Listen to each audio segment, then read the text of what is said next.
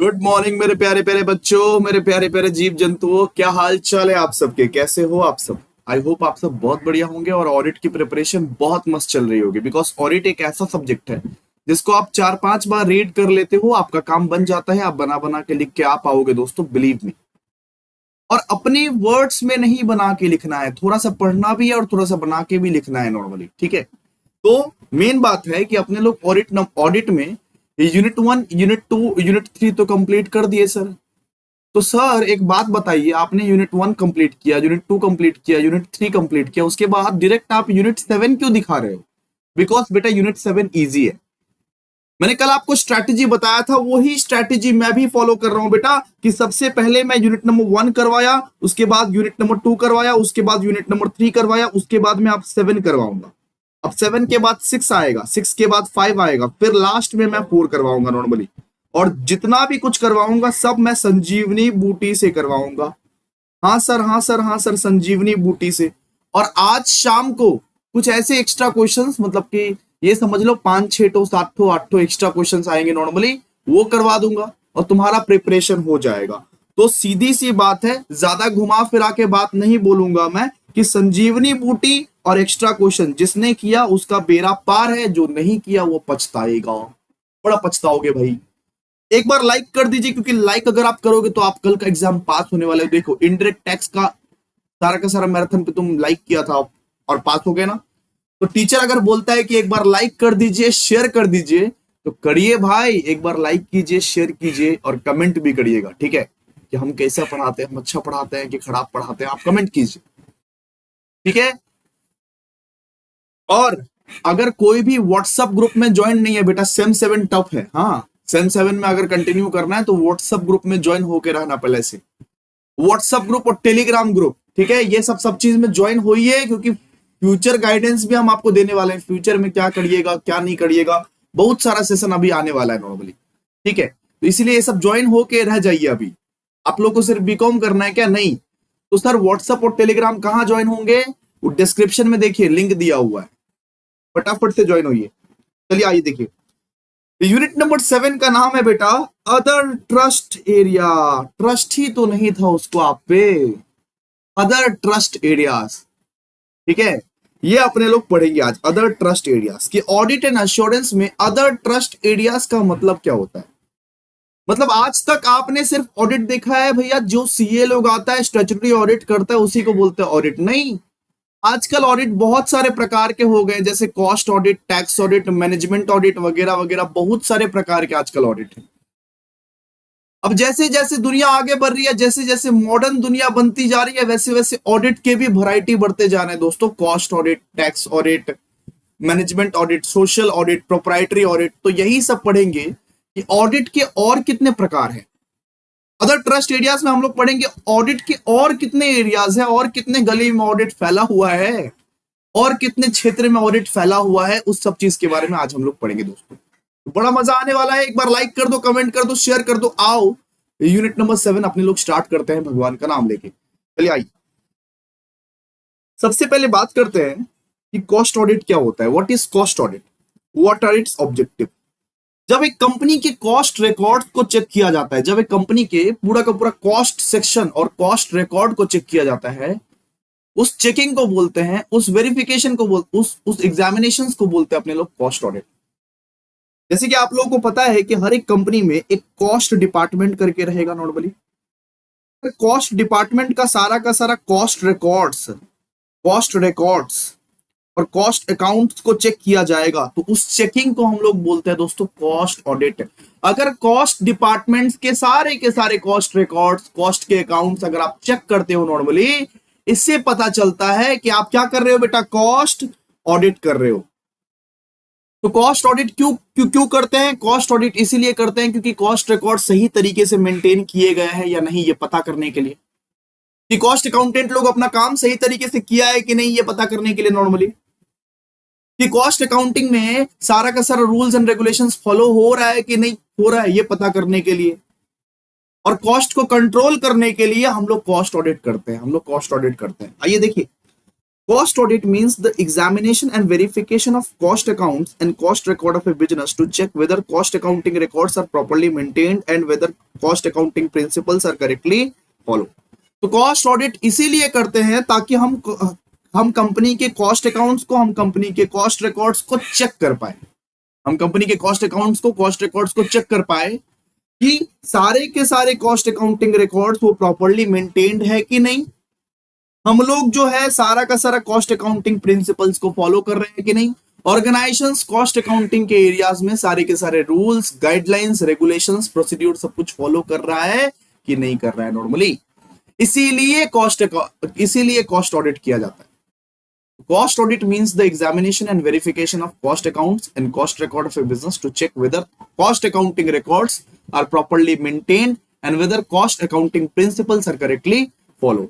भैया ऑब्जेक्टिव्स क्या है? अब देखिए, ऑब्जेक्टिव्स के बगैर फीचर्स पूछ लिया, इंपॉर्टेंस पूछ लिया, एक ही आंसर होगा। तो कॉस्ट ऑडिट क्यों करते हैं, इसका ऑब्जेक्टिव क्या है, क्या उद्देश्य है, इसका उद्देश्य क्या है? सबसे पहले कॉस्ट ऑडिट इसीलिए करते हैं कि कॉस्ट रिकॉर्ड्स का वेरिफिकेशन हो पाए, जितने भी कॉस्ट अकाउंटिंग, जितने भी कॉस्ट रिकॉर्ड्स है उसका प्रॉपरली वेरिफिकेशन हो पाए। Normally verification of cost records के लिए अपने लोग कॉस्ट ऑडिट करते हैं। फिर अगर कोई एरर्स है या फ्रॉड्स है उसको डिटेक्ट कर पाए अपने लोग, detection of errors and frauds.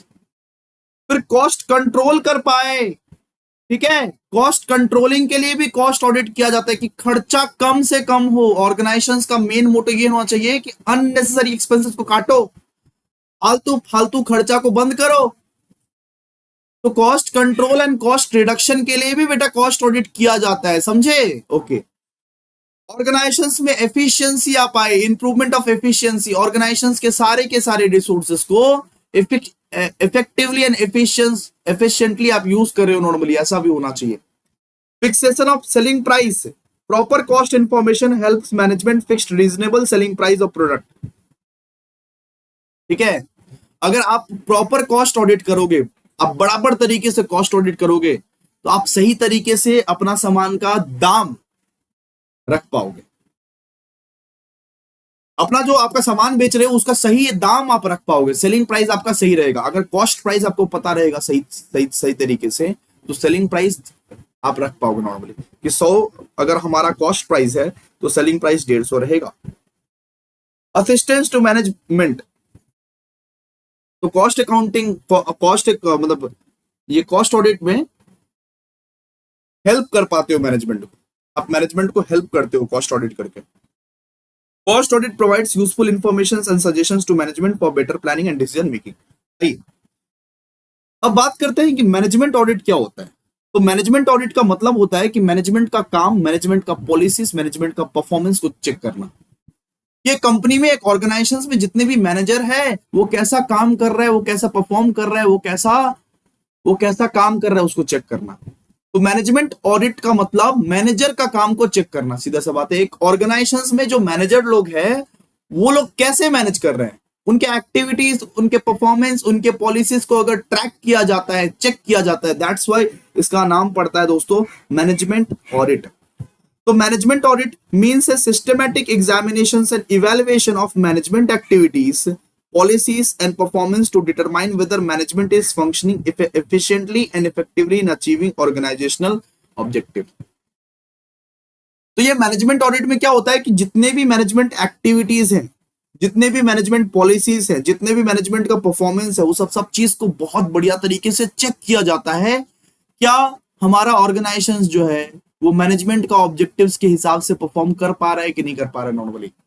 क्या हमारा मैनेजमेंट जो है वो ये ऑर्गेनाइजेशंस में एफिशिएंटली एंड इफेक्टिवली परफॉर्म कर रहा है कि नहीं कर रहा है, इसको अपने लोग क्या बोलते हैं, इसको अपने लोग बोलते हैं मैनेजमेंट ऑडिट। तो एडवांटेजेस क्या है भैया मैनेजमेंट ऑडिट का? सबसे पहले मैनेजमेंट ऑडिट का एडवांटेज है इंप्रूव्स मैनेजमेंट एफिशिएंसी। तो मैनेजमेंट ऑडिट की वजह से ऑर्गेनाइजेशंस में डिफरेंट डिपार्टमेंट्स में जो मैनेजर्स है उन लोगों का एफिशिएंसी बढ़ेगा, उन लोगों का एफिशिएंसी बढ़ेगा, उन लोगों का परफॉर्मेंस बढ़ेगा, इंप्रूव हो जाएगा उन लोगों का परफॉर्मेंस। सब कोई अपना मैनेजमेंट बहुत बढ़िया से करने लगेगा। Management audit helps in identifying weakness and improving managerial performance and decision making. तो ये मैनेजमेंट ऑडिट करने का मकसद यही है कि एक ऑर्गेनाइजेशन में जो डिफरेंट डिफरेंट डिपार्टमेंट्स में जो मैनेजर है उन लोगों का एफिशिएंसी बढ़ेगा, काम करने का तरीका बढ़ जाएगा कि हाँ भैया हमारा भी टेस्टिंग हो रहा है, ऑडिट हो रहा है। फिर बेटर यूटिलाइजेशन ऑफ रिसोर्सेस। तो मैनेजमेंट ऑडिट अगर करते हो तो आपके ऑर्गेनाइजेशन में जितने भी रिसोर्सेस है, फाइनेंशियल, ह्यूमन, फिजिकल रिसोर्सेस, जितने भी रिसोर्सेस है आपके ऑर्गेनाइजेशन में, उसका आप इफेक्टिवली एंड एफिशिएंटली यूज कर रहे हो। फिर डिटेक्शन ऑफ वीकनेस।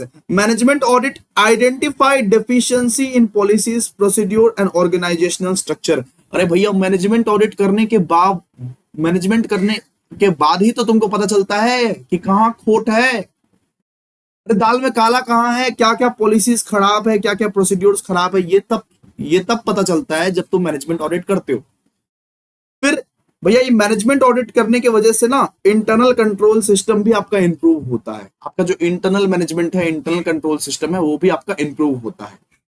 फिर मैनेजमेंट ऑडिट करने से आप ऑब्जेक्टिव्स को भी अचीव कर सकते हो। जितने भी ऑब्जेक्टिव्स है, जितना भी ऑब्जेक्टिव्स है, ऑर्गेनाइजेशंस गोल्स एंड प्लान्स है वगैरह वगैरह, उसको आप इजीली अचीव कर सकते हो। और मैनेजमेंट ऑडिट करने से वो सजेशंस भी प्रोवाइड होता है कि क्या क्या इंप्रूव करना है, क्या क्या नहीं। The audit report gives valuable recommendations for improving efficiency, productivity and profitability of the business. तो आपने आपने मान लीजिए कि मैं मैनेजमेंट ऑडिट कर लिया, ऑडिट का रिपोर्ट आया, ऑडिट का रिपोर्ट आपको रिकमेंड करेगा कि एफिशिएंसी बढ़ाना है या प्रोडक्टिविटी बढ़ाना है या प्रॉफिटेबिलिटी बढ़ाना है, क्या बढ़ाना है ऑर्गेनाइजेशंस का, सब कुछ प्रॉपर रिपोर्ट आप लोगों को मिल जाएगा। यहाँ आपको बात समझ में आ रहा है कि नहीं समझ में आ रहा है? हाँ सर समझ में आ रहा है। ठीक है, इसके बाद अपने को बोला कि difference between cost audit and financial audit and management audit and financial audit. अपने को डिफरेंस बताने बोला कि कॉस्ट ऑडिट और फाइनेंशियल ऑडिट का क्या डिफरेंस है और मैनेजमेंट ऑडिट और फाइनेंशियल ऑडिट का क्या डिफरेंस है। आइए फटाफट से कर लेते हैं। आइए जी आइए, देखिए सबसे पहले बात करते हैं कॉस्ट ऑडिट का। तो कॉस्ट ऑडिट क्या करता है, कॉस्ट ऑडिट का मीनिंग लिखा हुआ है, cost audit examines cost records and cost accounts. तो कॉस्ट ऑडिट का काम बस यही है कि जितना भी कॉस्ट रिकॉर्ड्स है और कॉस्ट अकाउंट्स है उसको पूरा प्रॉपर तरीके से एग्जामिन करना। अब फाइनेंशियल ऑडिट क्या होता है भैया, तो financial audit examines financial statements and books of accounts. Financial audit में क्या होता है, जितना भी फाइनेंशियल स्टेटमेंट्स रहता है, बुक्स ऑफ अकाउंट्स रहता है, उसको आप ऑडिट करते हो। अगर आप कॉस्ट रिकॉर्ड्स का ऑडिट करते हो उसको बोलते हैं कॉस्ट ऑडिट। अगर आप फाइनेंशियल अकाउंटिंग, फाइनेंशियल स्टेटमेंट्स का ऑडिट करते हो उसको बोलते हैं फाइनेंशियल ऑडिट। ठीक है, ऑब्जेक्टिव, इसका क्या ऑब्जेक्टिव है, कॉस्ट ऑडिट का ऑब्जेक्टिव है कि कॉस्ट एफिशिएंसी और कॉस्ट कंट्रोल को चेक करना, एक ऑर्गेनाइजेशन का कॉस्ट एफिशिएंसी, कॉस्ट कंट्रोल को चेक करना। और फाइनेंशियल ऑडिट का ऑब्जेक्टिव है to express opinion on true and fair value of financial statement. तो फाइनेंशियल ऑडिट का ये ऑब्जेक्टिव है कि ट्रू एंड फेयर व्यू बताना, फाइनेंशियल स्टेटमेंट्स का ट्रू एंड फेयर व्यू बताना कि कंपनी में घपलाबाजी तो नहीं चल रहा है ना, घपला तो नहीं कर रहे हो ना, फाइनेंशियल स्टेटमेंट में घपलेबाजी तो नहीं है ना, वो बताता है नॉर्मली। स्कोप, इसका स्कोप जो है वो कॉस्ट अकाउंटिंग रिकॉर्ड्स के साथ ही लिमिटेड है नॉर्मली। ठीक है, तो कॉस्ट ऑडिट इसीलिए ही किया जाता है कि कॉस्ट अकाउंटिंग रिकॉर्ड्स के लिए ही किया जाता है, इसका स्कोप लिमिटेड है कॉस्ट अकाउंटिंग रिकॉर्ड्स के लिए ही। और फाइनेंशियल ऑडिट जो है वो पूरा का पूरा फाइनेंशियल अकाउंट्स और स्टेटमेंट्स को कवर करता है, जितना भी फाइनल अकाउंट्स, फाइनेंशियल अकाउंट्स और स्टेटमेंट्स है सबको वो कवर करता है नॉर्मली। ठीक है, डन, क्लियर है। फोकस, अच्छा कॉस्ट ऑडिट जो है वो cost of production and operations पे फोकस करता है, मतलब कॉस्ट पे फोकस करता है, कॉस्ट खर्चा, वो खर्चा पे फोकस करता है। फाइनेंशियल ऑडिट जो है वो प्रॉफिट लॉस असेट्स लाइबिलिटी पे फोकस करता है। जैसे आप लोगों को पता है कि अकाउंट्स में क्या आता है, प्रॉफिट लॉस असेट्स लाइबिलिटी, और ये कॉस्ट में क्या आता है, कॉस्ट ऑफ प्रोडक्शन ऑपरेशंस। ठीक है, अब कॉस्ट ऑडिट जो है कुछ कुछ इंडस्ट्री के लिए कंपलसरी है और फाइनेंशियल ऑडिट जो है वो सबके लिए कंपलसरी है। जो भी कंपनी है, चाहे तुम कोई सा भी कंपनी चलाओ, आपको फाइनेंशियल ऑडिट करवाना ही पड़ेगा। लेकिन ये जरूरी नहीं है कि आप कॉस्ट ऑडिट भी करवाओ, कॉस्ट ऑडिट कुछ कुछ कंपनी के लिए कंपलसरी है बस, तो compulsory only for specific industry. कुछ कुछ कंपनी, कुछ कुछ इंडस्ट्री के लिए कॉस्ट ऑडिट जो है वो कंपलसरी है, लेकिन फाइनेंशियल ऑडिट सबको करवाना पड़ेगा। अच्छा, कॉस्ट ऑडिट जो है वो कॉस्ट अकाउंटेंट करता है, सीएमए वाला लोग करता है, सीएमए वाला लोग, सीएमए जो लोग करता है ना, सीएमए वो लोग वही करता है कॉस्ट ऑडिट। और फाइनेंशियल ऑडिट कौन करता है सर, चार्टर्ड अकाउंटेंट, सीए वाले लोग करते हैं। बिल्कुल। आइए नेक्स्ट, अब अपने लोग नेक्स्ट बात करेंगे कि मैनेजमेंट ऑडिट और फाइनेंशियल ऑडिट का क्या डिफरेंस है? मैनेजमेंट ऑडिट और फाइनेंशियल ऑडिट का क्या डिफरेंस है? सबसे पहले मीनिंग का बात करते हैं। देखिए, management audit evaluates efficiency of management activity. Management audit का मतलब है कि ऑर्गेनाइजेशंस के मैनेजर लोग कैसे काम कर रहे हैं, ऑर्गेनाइजेशंस के मैनेजर लोगों का क्या एक्टिविटीज है उसको चेक करना, ऑर्गेनाइजेशंस के मैनेजमेंट एक्टिविटीज को चेक करना। तो मैनेजमेंट ऑडिट का मतलब है कि ऑर्गेनाइजेशंस के जो मैनेजमेंट एक्टिविटीज है उसको प्रॉपर तरीके से, अच्छे तरीके से चेक करना, उसको बोलते हैं मैनेजमेंट ऑडिट। तो इसके बाद सर इसका मतलब क्या होता है फाइनेंशियल ऑडिट का मतलब? तो financial audit examines financial statements and accounting record. Financial audit का मतलब है कि फाइनेंशियल स्टेटमेंट्स और अकाउंटिंग रिकॉर्ड्स को चेक करना। ऑब्जेक्टिव्स क्या है मैनेजमेंट ऑडिट का? ऑब्जेक्टिव है कि मैनेजरियल एफिशिएंसी बढ़े, मैनेजरियल परफॉर्मेंस बढ़े। तो मैनेजमेंट ऑडिट का ऑब्जेक्टिव है कि मैनेजरियल एफिशिएंसी, मैनेजरियल परफॉर्मेंस बढ़े। और फाइनेंशियल ऑडिट का ऑब्जेक्टिव है to express opinion on true and fair view of accounts, वगैरह वगैरह वगैरह। ठीक है, इसका नेचर कैसा है? इसका नेचर है analytical and performance oriented. Management audit पूरा का पूरा कंपनी ऑर्गेनाइजेशंस का किया जाता है, एनालिटिक्स के साथ किया जाता है, पूरा एनालिसिस के साथ किया जाता है मैनेजमेंट ऑडिट कि कंपनी का मैनेजमेंट एक्टिविटीज कैसा परफॉर्म कर रहा है, सीधा सा बात है। और फाइनेंशियल ऑडिट में सिर्फ अकाउंटिंग और कंप्लायंस ओरिएंटेड चीजें को देखा जाता है नॉर्मली, ये कंपनी ने सही से अकाउंट्स वगैरह किया कि नहीं, सही से रूल्स एंड रेगुलेशंस फॉलो किया कि नहीं, नॉर्मली ये सब देखा जाता है। तो मैनेजमेंट ऑडिट में यहाँ पे पॉलिसीज, प्लानिंग, एडमिनिस्ट्रेशन, ऑपरेशंस, मतलब कि एक ऑर्गेनाइजेशन चल कहता आ रहा है, एक ऑर्गेनाइजेशन के मैनेजर्स लोग, स्टाफ लोग किस तरीके से परफॉर्म कर रहे हैं, उसकी क्या एक्टिविटीज हो रही है, ये सब कवर होता है। पॉलिसीज, प्लानिंग, एडमिनिस्ट्रेशन, ऑपरेशंस, उसको बोलते हैं अपने लोग मैनेजमेंट ऑडिट। और फाइनेंशियल ऑडिट में तो खाली भैया बुक्स ऑफ अकाउंट्स चेक किया जाता है और फाइनेंशियल स्टेटमेंट्स चेक किया जाता है, covers books of accounts and financial statements. अगर भैया वो टाइम पीरियड का बात करें तो focus on present and future efficiency. तो मैनेजमेंट ऑडिट जो है वो प्रेजेंट और फ्यूचर एफिशिएंसी को चेक करता है। और और और ये और ये वाला जो ऑडिट है ये सिर्फ पास्ट फाइनेंशियल ट्रांजैक्शंस को चेक करता है कि पास्ट में जो फाइनेंशियल ट्रांजैक्शंस हो चुका है उसका ही फाइनेंशियल ऑडिट होता है सिर्फ। अरे पास्ट में जो फाइनेंशियल ट्रांजैक्शंस हो चुका है उसका ही सिर्फ होता है audit, mainly concerned with the past financial transactions. ठीक है, इसको कौन कंडक्ट करता है? तो अगर बात करें कि मैनेजमेंट ऑडिट का, तो मैनेजमेंट एक्सपर्ट्स या ऑडिटर्स कंडक्ट करते हैं इसको। सिंपल सा आप बात पूछोगे सर मैनेजमेंट ऑडिट कौन कंडक्ट करता है, तो मैनेजमेंट ऑडिट जो है वो मैनेजमेंट एक्सपर्ट्स या ऑडिटर कलेक्ट करता है नॉर्मली। ठीक है, और फाइनेंशियल ऑडिट कौन करता है सर? फाइनेंशियल ऑडिट सीए साहब करता है, चार्टर अकाउंटेंट साहब करते हैं नॉर्मली। अब बात समझे कि नहीं समझे बताइए। नेक्स्ट क्वेश्चन आइए, अब बात करेंगे टैक्स ऑडिट। अब टैक्स ऑडिट मतलब क्या होता है? अब टैक्स ऑडिट का मतलब होता है टैक्स के रिलेटेड जितना भी रिकॉर्ड्स आप वगैरह वगैरह चेक करते हो नॉर्मली, उसको क्या बोलते हैं? Tax audit. एक मिनट,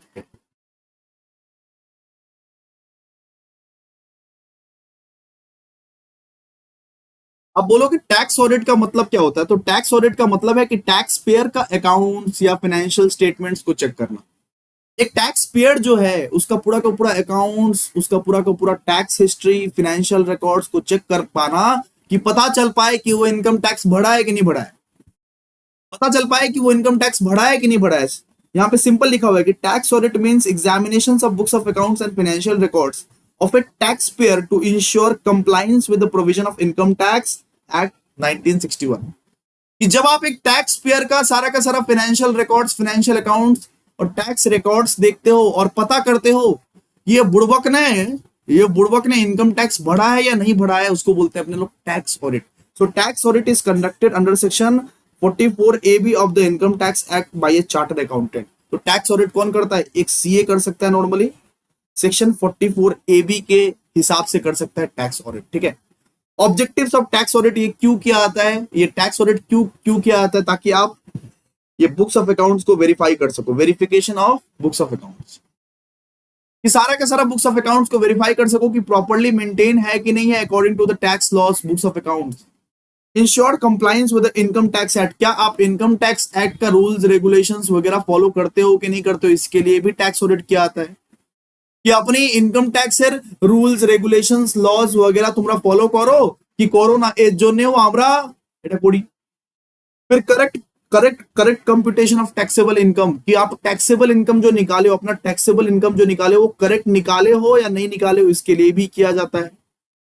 फिर प्रिवेंशन ऑफ टैक्स इवेशन, की टैक्स की चोरी कोई ना कर पाए, इसीलिए टैक्स ऑडिट भी किया जाता है नॉर्मली, कि टैक्स की चोरी आप ना कर पाओ, इवेजन ना कर पाओ टैक्स का।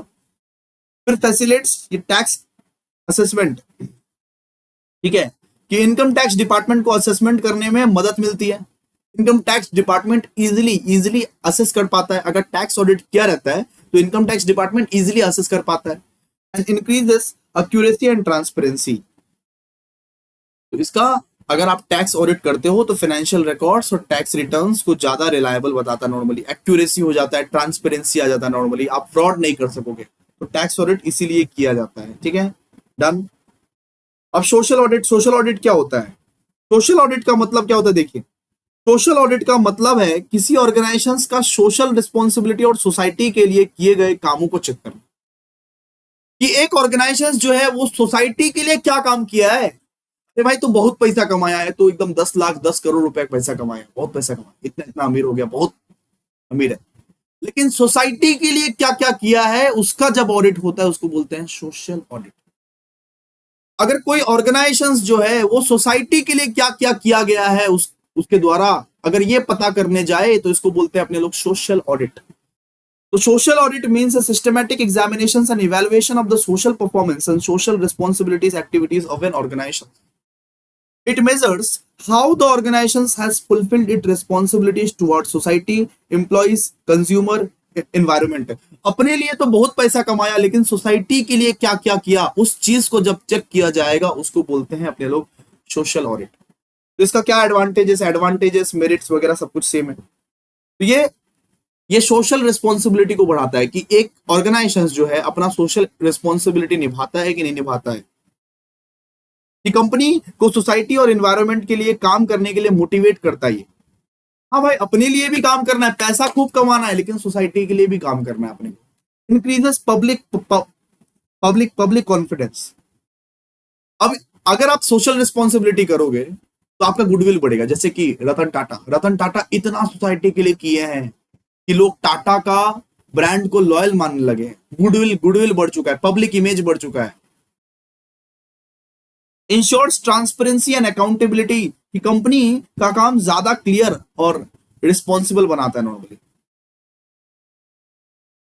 ठीक है, helps in better decision making. अगर आप सोशल रिस्पॉन्सिबिलिटी करते हो, अगर आप सोसाइटी के लिए कुछ करते हो, अगर आप सोशल ऑडिट करते हो, तो इससे पता चलता है नॉर्मली कि आप एक अच्छा डिसीजन ले रहे हो, आप सोसाइटी को रिटर्न में दे रहे हो कुछ।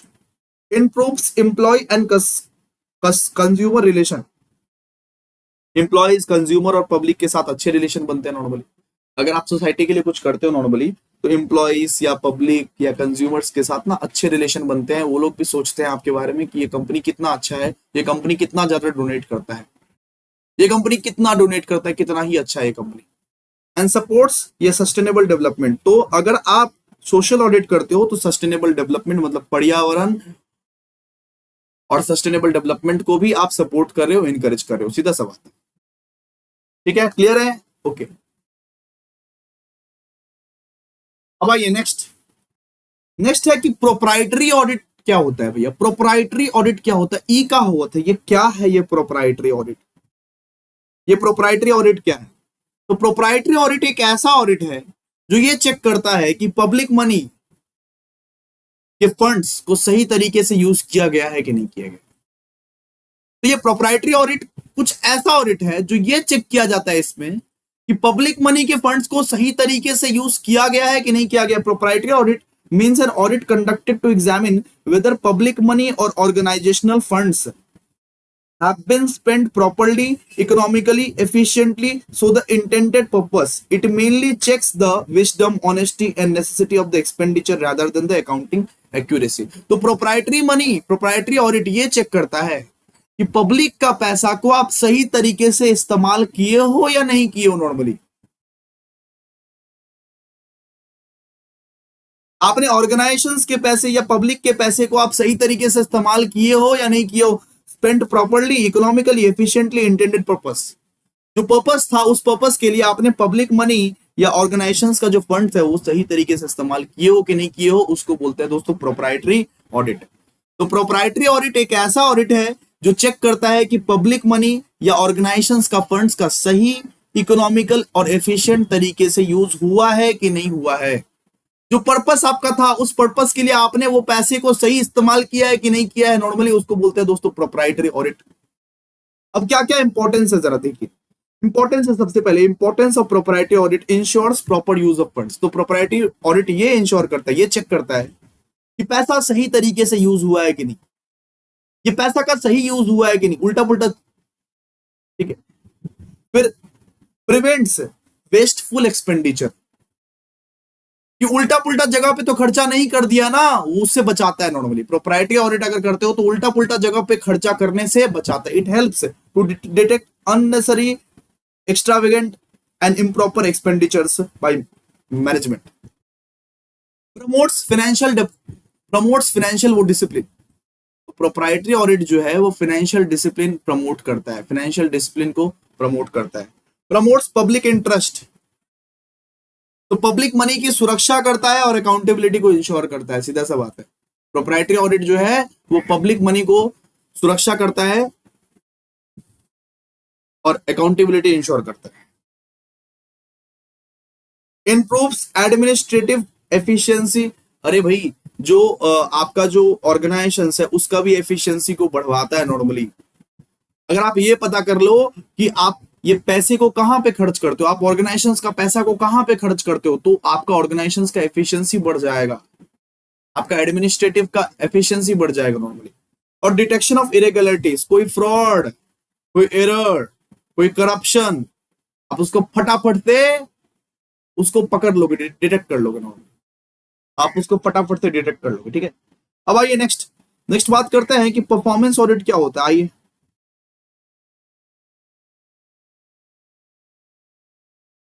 तो परफॉर्मेंस ऑडिट एक ऐसा इंडिपेंडेंट ऑडिट है जो ऑर्गेनाइजेशंस के एफिशिएंसी, इफेक्टिवनेस और इकोनॉमी को चेक करता है। नॉर्मली ये देखता है कि रिसोर्सेस का सही यूज हो रहा है कि नहीं हो रहा है, नॉर्मली इसको बोलते हैं परफॉर्मेंस ऑडिट।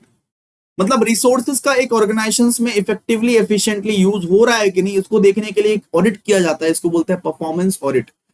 कि ऑर्गेनाइजेशंस के सारे एलिमेंट्स ये कैसा परफॉर्म कर रहा है, रिसोर्सेज का प्रॉपर्ली यूज हो रहा है कि नहीं, एफिशिएंटली इफेक्टिवली रिसोर्सेज का यूज हो रहा है कि नहीं, इसको देखने के लिए एक ऑडिट किया जाता है, इसको बोलते हैं अपने लोग परफॉर्मेंस ऑडिट। तो आइए देखिए, लिखा हुआ है कि performance audit means an independent examination of the efficiency, effectiveness and economy of activities performed by organizations. It evaluates whether resources are being used properly and whether organizational objectives are achieved successfully.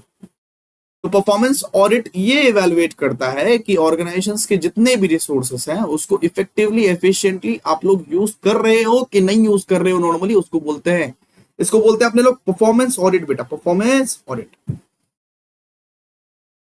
ठीक है। Feature या importance देखिए, सबसे पहले feature focus on efficiency and effectiveness. तो ये check करता है कि एक्टिविटीज इकोनॉमिकल और एफिशिएंट तरीके से हो रही है कि नहीं हो रही है। ये चेक करता है, ये परफॉर्मेंस ऑडिट चेक करता है कि सारी के सारी एक्टिविटीज जो है वो इकोनॉमिकल और एफिशिएंट तरीके से हो रही है कि नहीं हो रही है। Evaluation of organisational performance, organisations के परफॉर्मेंस को भी इवेल्युएट कर पाते हो, आपकी हर एक डिपार्टमेंट, हर एक प्रोजेक्ट, हर एक मैनेजमेंट एक्टिविटीज कैसा परफॉर्म कर रहे हैं। एक डिपार्टमेंट, एक ऑर्गेनाइजेशन में डिपार्टमेंट जो है वो कैसा परफॉर्म कर रहे हैं ये भी देख पाते हो, उसका परफॉर्मेंस कैसा है। Improvement in resource utilisation, resources को आप बहुत बेहतरीन तरीके से यूज कर पाते हो नॉर्मली, ठीक है। आइडेंटिफिकेशन ऑफ वीकनेस, वीकनेस को आइडेंटिफाई कर पाते हो, जो भी आपके ऑर्गेनाइजेशन में इनएफिशिएंसीज है, जो भी वीकनेसेस है उसको आइडेंटिफाई कर पाते हो। आप जानोगे तभी तो वीकनेस को दूर करोगे, आपको पता रहेगा दर्द कहां है फिर ही तो दवा लगाओगे। Useful for government and public sector, ये पब्लिक सेक्टर और गवर्नमेंट के लिए बहुत ज्यादा यूजफुल है, बहुत ज्यादा यूजफुल है परफॉर्मेंस ऑडिट, ठीक है। और helps in better decision making, तो परफॉर्मेंस ऑडिट की वजह से आप बेटर डिसीजन मेकिंग ले पाइएगा, आप बहुत बढ़िया बढ़िया डिसीजन ले पाइएगा। पढ़ लीजिएगा। फिर बात करते हैं कि इन्वायरमेंट ऑडिट क्या होता है। इन्वायरमेंट ऑडिट क्या होता है, जरा आप बात समझिए, इन्वायरमेंट ऑडिट क्या होता है।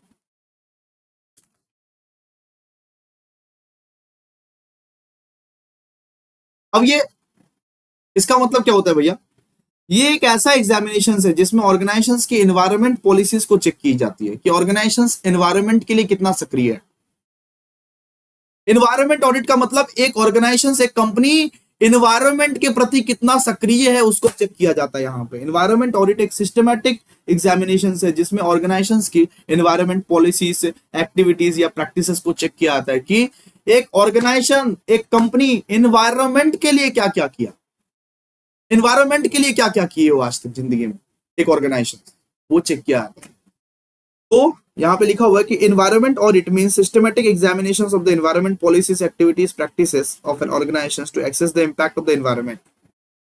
ठीक है, तो एनवायरनमेंट ऑडिट एक सिस्टमैटिक एग्जामिनेशन है जिसमें ये चेक किया जाता है कि ऑर्गेनाइजेशंस एनवायरनमेंट के लिए या नेचर के लिए क्या क्या किया है आज तक। ठीक है, तो इसमें यहाँ पे क्या क्या चेक किया जाता है सर, इसमें इसमें भैया चेक किया जाता है कि आपने रूल्स एंड रेगुलेशंस वगैरह, मतलब आपने एनवायरनमेंट के रूल्स एंड रेगुलेशंस वगैरह माने हैं कि नहीं, आपकी कंपनी ने एनवायरनमेंट के रूल्स एंड रेगुलेशंस वगैरह माने हैं कि नहीं, चेक एनवायरनमेंट कंप्लायंस। फिर इसमें यह भी देखा जाता है कि आप एनवायरनमेंट को प्रोटेक्ट करते हो कि नहीं, प्रोटेक्शन के लिए क्या क्या करते हो, आपका ऑर्गेनाइजेशन एनवायरनमेंट को प्रोटेक्शन के लिए क्या क्या करते हैं। ठीक है, फिर एफिशिएंट यूजेस ऑफ रिसोर्सेस, यहाँ पे एनर्जी, वाटर, नेचुरल रिसोर्सेस का सही उपयोग करने के लिए ये प्रेरणा देता है आप लोग। एनवायरनमेंट ऑडिट इसीलिए भी करना चाहिए ताकि आप लोग सही तरीके से रिसोर्सेज का यूज कर पाओ, हर एक ऑर्गेनाइजेशन सही तरीके से रिसोर्सेज का यूज कर पाए। अब अगर एक ऑर्गेनाइजेशन एनवायरनमेंट ऑडिट करती है तो उसका कॉर्पोरेट इमेज भी बढ़ता है, उसका गुडविल भी बढ़ता है, देखो कितना अच्छा ऑर्गेनाइजेशन है, एनवायरनमेंट के प्रति सक्रिय है। अब देखो एनवायरनमेंट का कितना ध्यान रखता है। अगर आप अगर आप अगर आप एनवायरनमेंट ऑडिट करते हो तो डिटेक्शन ऑफ एनवायरनमेंट रिस्क, जितना भी एनवायरनमेंट का रिस्क रहेगा उसको आप ऑटोमेटिकली डिटेक्ट कर पाओगे, पहले से डिटेक्ट कर पाओगे, और ये सपोर्ट करता है सस्टेनेबल डेवलपमेंट को। ये पढ़ लीजिएगा, इजी है।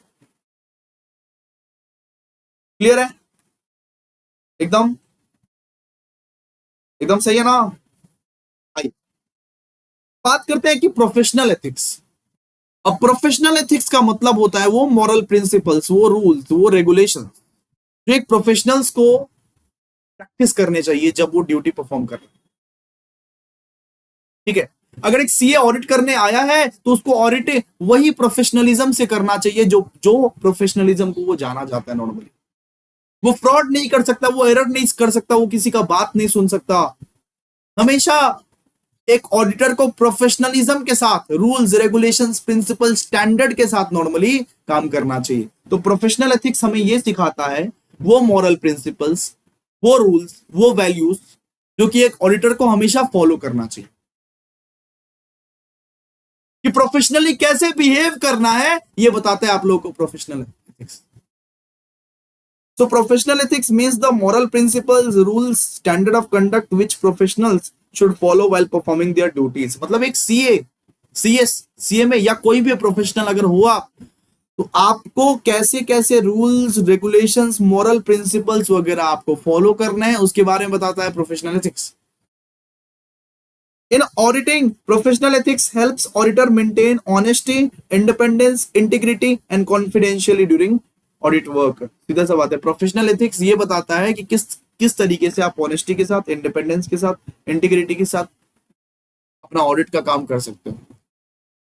ठीक है, तो नीड फॉर प्रोफेशनल एथिक्स, क्यों चाहिए प्रोफेशनल एथिक्स, क्यों जरूरी है प्रोफेशनल एथिक्स। अरे हर जगह जाके आपको प्रोफेशनलिज्म क्यों दिखाना पड़ता है, क्योंकि आप इंटीग्रिटी एंड ऑनेस्टी के साथ, मान सम्मान और ईमानदारी के साथ काम कर सको। Maintain integrity and honesty. Professional ethics जो है वो ऑनेस्टी और इंटीग्रिटी को मेंटेन करवाता है। इंश्योर्स इंडिपेंडेंस, प्रोफेशनल एथिक्स के वजह से ऑडिटर अपना काम इंडिपेंडेंटली कर पाता है, अपना काम इंडिपेंडेंटली अपनी मन की शक्ति से कर पाता है। इंक्रीज पब्लिक कॉन्फिडेंस, भैया ये जो प्रोफेशनल एथिक्स है ये पब्लिक का कॉन्फिडेंस बढ़ाता है। ये पब्लिक का कॉन्फिडेंस बढ़ाता है। अगर ऑडिटर अपना काम इंडिपेंडेंटली करेगा तो शेयर होल्डर्स, इन्वेस्टर्स, पब्लिक उस पर बिलीव करेगा, भाई उसी ऑडिट रिपोर्ट पे बिलीव करेगा। Maintains professional reputation, following ethical standard improves the dignity and reputation of the auditing professions. तो रेपुटेशन बढ़ाता है। अगर आप प्रोफेशनल एथिक्स को फॉलो करते हो तो आपका ऑडिटिंग का रेपुटेशन बढ़ता है इससे।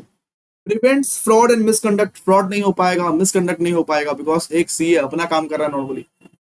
Compliance with the professional standard, auditors are required to follow ethical principles prescribed by the ICI और and standard on auditing। यहाँ पे यही बोला हो गया है कि एक ऑडिटर को हमेशा रूल्स रेगुलेशंस प्रिंसिपल्स को फॉलो करने पड़ते हैं जो कि आईसीआई ने या स्टैंडर्ड ऑन ऑडिटिंग ने बनाया है नॉर्मली। ठीक है, तो बेसिकली यही है ये चैप्टर 10 मार्क्स आपका सिक्योर करा दिए। लाइक कर दीजिए, कमेंट कर दीजिए, शेयर कर दीजिए, खूब खूब खूब खूब शेयर कीजिए। चलिए, thank you so much. Chapter खत्म।